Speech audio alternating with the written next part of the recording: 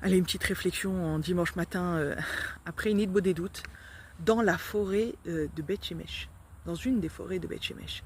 Donc, autant vous dire, une petite forêt dans une petite ville. Et pourtant, je regardais tout à l'heure autour de moi, et je voyais cette immensité des arbres, cette immensité de la forêt, ce paysage au loin, et je me disais, mais c'est fou comme c'est immense.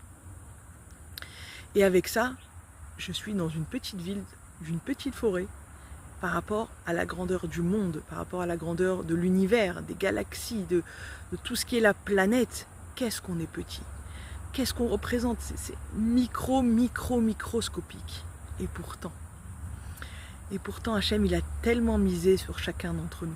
Il nous a tellement donné de possibilités, de capacités à pouvoir changer le monde, à pouvoir transformer, que ce soit le monde extérieur, le monde intérieur de nos maisons, le monde intérieur de nous-mêmes, de notre couple, de notre relation aux enfants, de tout ce qui nous entoure. En fait, on pourrait se dire, waouh, quelle responsabilité! Quelle responsabilité! Je suis toute petite par rapport à tout ce qu'il y a à faire. Et effectivement, on est tout petit. Pourtant, il y a écrit que Hachem, il a dit que celui qui sauve une personne, il sauve un monde. C'est pour te dire combien chaque personne est important. Combien chacune d'entre nous, elle a quelque chose à faire dans ce monde. Évidemment, c'est écrit dans Rabbi Nachman que le jour de ta naissance, c'est le jour où le monde, il ne pouvait plus continuer à avancer sans toi. Ça veut dire que ta naissance a donné la possibilité au monde de continuer à exister. Sinon, le monde, il ne pouvait plus continuer à exister. C'est pas que tu es né par hasard à telle date, parce que ta Neshama, elle a décidé de descendre, parce que voilà, c'était sympa ou quoi. Non, pas du tout. Hachem, il t'a mis dans le monde parce que le monde ne pouvait plus continuer à exister sans toi. Pour te dire combien tu as d'importance et combien tes journées sont importantes et combien tes actions sont importantes. Alors, on va reparler, comme on a parlé veille de Shabbat, de la responsabilité. On peut prendre ça comme un poids. Waouh, tout ce que j'ai sur le dos, quelle responsabilité, c'est dur, c'est un fardeau, etc. Ou bien on peut prendre ça comme une opportunité de se dire waouh, en fait, chaque personne a quelque chose à donner. Chaque personne, à chaque jour de sa vie, quelque chose à apporter. Oui, tu es rempli de missions chaque jour, mais tu as aussi tous les outils qu'il faut à l'intérieur de toi. Parce que sinon, tu n'auras rien à faire sur cette planète. Hachem, il a décidé que tu sois là chaque jour parce que tu as un rôle chaque jour. Même si on a l'impression d'être minuscule, même si on a l'impression d'être rien, de représenter rien sur la planète. Qu'est-ce qu'on est? Une personne parmi des milliards et des milliards de personnes. Parmi des milliards et des milliards d'hectares de kilomètres sur la planète Terre et tout le reste de l'univers. Et pourtant, il a dit Hachem, une personne tu sauves un monde entier. Et c'est ça notre chance. C'est la façon dont on veut le voir. Est-ce que c'est une chance ou est-ce que c'est une galère? Mais nous, Hachem, il nous a tout donné pour voir que c'est une chance. Évidemment. D'ailleurs, on le remercie chaque matin quand on lui dit Modeh ani lefanecha melech hayy v'gam shechezarta bi nishmati bechemla rabba emunatecha. Tu nous as rendu notre neshama bechemla rabba, avec beaucoup de gentillesse, avec beaucoup de compassion. Tu vas nous refaire confiance pour la journée. Tu m'as re-rendu ma neshama parce que tu me refais confiance encore une fois aujourd'hui pour faire ce que j'ai à faire, pour mener à bien ma mission. Bechemla rabba, chemla, vous savez ce que c'est chemla? Chemla, c'est de l'amour, c'est de la compassion. C'est tout ce que nous donne Hachem chaque jour et chaque nuit pour avancer, pour grandir. Et vous savez c'est quoi les lettres de chemla? C'est les mêmes lettres que machala. Machala, c'est une maladie. Comment on guérit une machala? Comment on guérit d'une maladie?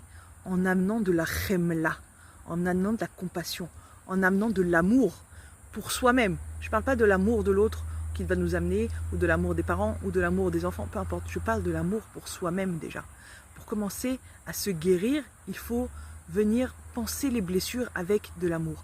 C'est les mêmes lettres. Chemla et machala, c'est les mêmes lettres. Et ça nous amène à quoi? Aux mêmes lettres aussi. Hachlama, la guérison. Chemla, hachlama. Quand on amène du chemla à la machala, quand on amène de la compassion, de l'amour à la mahala, à la maladie, alors il vient la akhlama, elle vient la guérison. Mais on ne parle pas que des maladies physiques, on parle aussi des blessures émotionnelles, des blessures psychologiques, tout ce qui est du nefesh. Quand on a des traumas, quand on a des dépressions, aujourd'hui on parle beaucoup de dépression, de déprime même, de traumatisme, de manque de confiance en soi, tout ce qui est de culpabilité, tout ce qui est les problématiques aujourd'hui qui pourraient nous bouffer notre vie, on va parler clairement les choses, qui pourraient vraiment nous empêcher justement de réaliser qu'on a tout à l'intérieur de nous, qu'on a toutes les clés, que oui on est petit et pourtant on a une vraie responsabilité positive de transformer le monde. C'est souvent ces blessures qui viennent et qui nous bloquent, ces blessures qui viennent et qui nous empêchent d'avancer, qui nous font reculer même parfois, qui nous font pomper notre énergie de vouloir avancer. On a la volonté parfois, ou on a le rêve. D'ailleurs le rêve ça s'appelle chalom en hébreu, c'est aussi la même racine que achlama, que chemla, c'est aussi les mêmes lettres. Parce que le rêve, il nous permet de grandir. Quand on rêve de meilleur, quand on rêve d'une situation positive, quand on se projette dans quelque chose de positif, ça vient aussi ramener de la guérison à ce que l'on a. Ça vient aussi penser des blessures. Imaginer un futur meilleur, c'est aussi nous aider à avancer.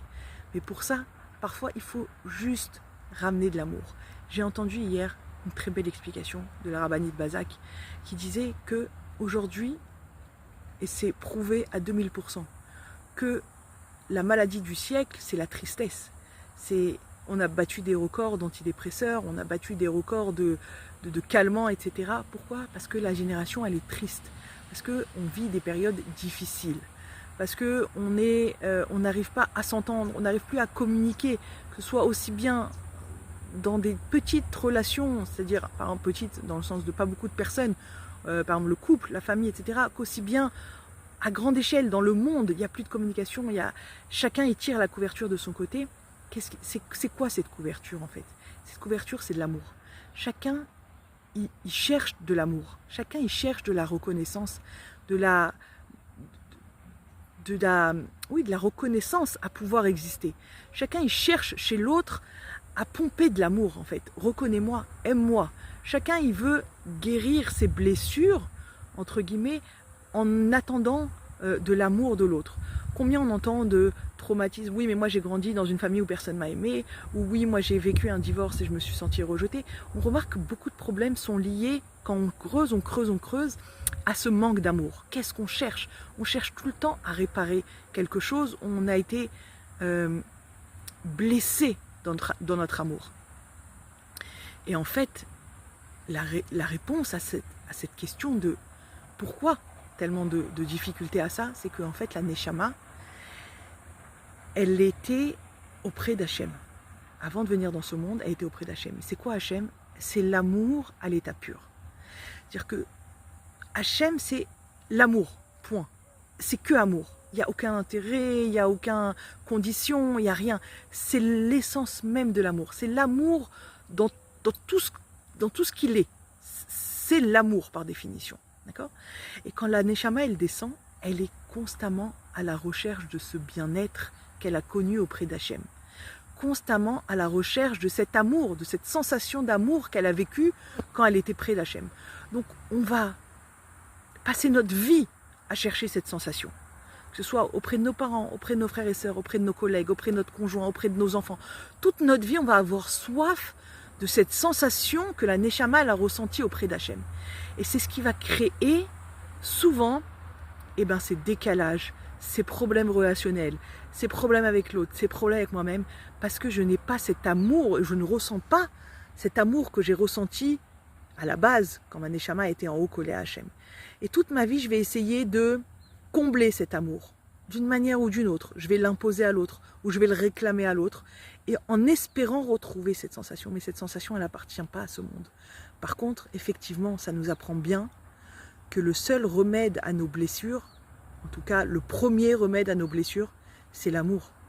Donc quand on a une blessure profonde, quand on a quelque chose qui nous fait mal et qui nous empêche d'avancer, qui nous empêche d'avancer, qui nous empêche d'aller réaliser ce pourquoi on est là dans ce monde, Comme je vous ai dit au début, on a tous une mission sur Terre. Il faut absolument amener de la chemla.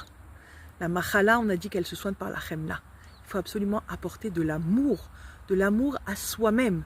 C'est-à-dire que être capable de regarder qu'est-ce qui nous fait mal profondément, ou qu'est-ce qui nous a fait mal dans le passé profondément, et ramener à ça de l'amour. Concrètement, ça veut dire quoi? C'est-à-dire que si j'ai une situation que je rejette à l'intérieur de moi, j'ai une partie de ma vie que je n'ai pas aimée, que je n'aime pas, que quand je le repense à cette partie de ma vie, que souvent j'ai balancée dans l'inconscient, mais quand ça ressort, je la rebalance, je n'aime pas cette partie de moi. Là, je parle du passé, ça peut être au présent. Je n'aime pas cette partie de moi. Cette partie-là, je la guérirai jamais. Elle me fera tout le temps mal et elle m'empêchera d'avancer.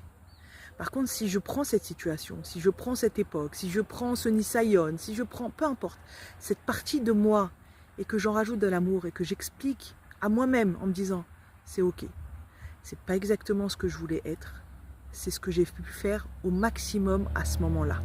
C'est ce que j'avais dans mes moyens à ce moment-là et je commence à aimer cette partie de moi. Ça ne veut pas dire que je vais la revivre, ça ne veut pas dire que je vais recommencer les mêmes bêtises si c'est pour des bêtises, ça ne veut pas dire que je vais me remettre dans cette situation, pas du tout.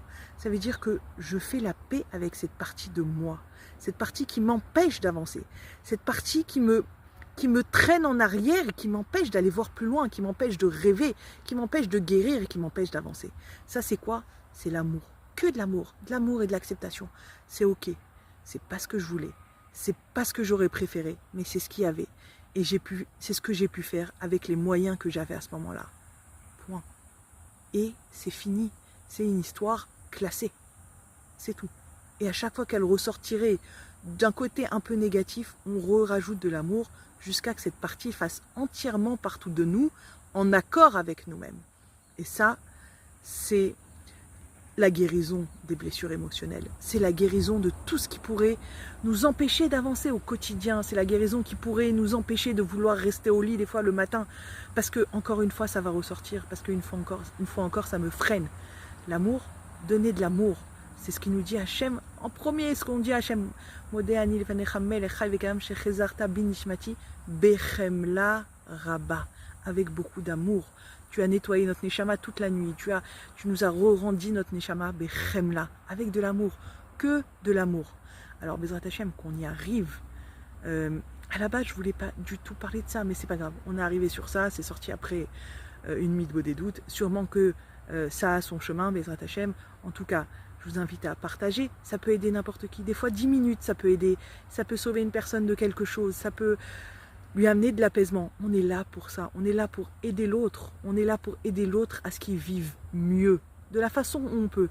Alors partagez cette vidéo, diffusez-la, écoutez-la, réécoutez-la, mais je vous assure, mettez-la surtout en pratique. Apportez-vous de l'amour. Acceptez qu'il y a des périodes où c'était pas exactement comme vous voulez. Bezrat Hashem, quand chacun arrivera à s'amener plus d'amour à soi, sûr et certain qu'il arrivera à amener plus d'amour à l'extérieur. Alors Bezrat Hashem, qu'on passe une bonne semaine, Shavua Tov, des bonnes nouvelles.